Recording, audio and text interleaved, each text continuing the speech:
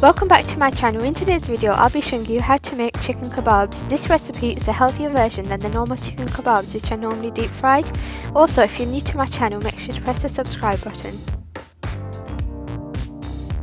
Begin by adding the chicken mince into a large dish and then adding in breadcrumbs. Make sure that you don't use the shop bought breadcrumbs as they are more for coating. You can make your own by toasting 2 bread slices and then grating them. You then want to add in salt, chili powder or Basaar mix, Tandoori Masala, Cayenne powder, Chapli Kebab Masala, Chilli Flakes, Garam Masala,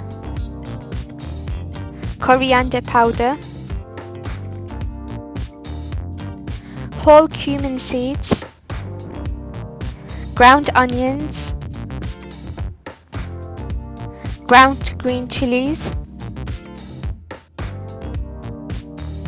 a red chilli that's been really finely chopped, and grated potatoes. Make sure to squeeze as much moisture and water out as possible before adding them in. 1 large beaten egg. If you are allergic, you can leave the egg out, it's not necessary. And then some gram flour. And then lastly, I'm adding in some chopped coriander. You then want to knead all these ingredients in really well. To get the spices into the mince, you need to sort of squeeze the mince between your hands. This will make sure that everything's really evenly distributed and mixed into the mince. You'll also begin to see after a few minutes that the mince colour will start to change. This is also a sign that the spices have been mixed in really well.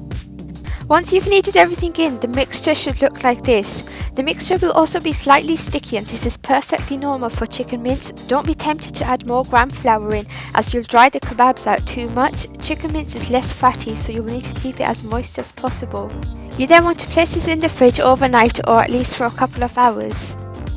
To make the kebabs, you'll need some oil in a container or water if you want to keep these completely oil free, and you'll also need a sheet of baking paper. Start by wetting or greasing your hands really well and then grab a large amount of mince to form a ball that fits into your whole palm.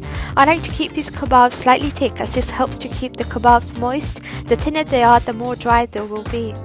You then want to slightly flatten this out by pressing on top with your whole hand. You then want to grab the piece of baking paper and place a cookie cutter ring on top. You then want to place the kebab inside the ring and then using your fingers spread the mince out. You can fill any gaps and even the patty out at this stage. If you don't have a cookie ring, you can also use a jar lid covered with plastic wrap.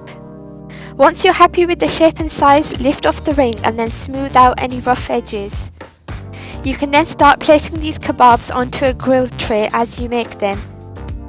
You then want to repeat this whole process until you've used up all the mince mixture.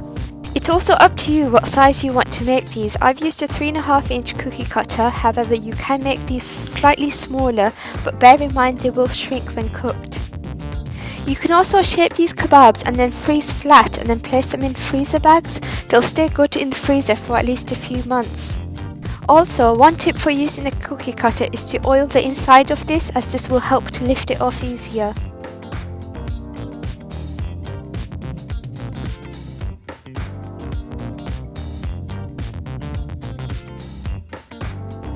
Once you've got enough patties on the tray, you then want to place this under a preheated grill on a high heat. You then want to grill these kebabs for about 5 to 6 minutes on each side. The cooking time will vary depending on your cooker, so just judge accordingly. After 5 to 6 minutes, flip the kebabs over to the other side.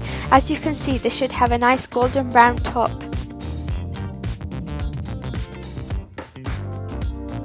You then want to place these back under the grill for about another 5 to 6 minutes to cook the other side.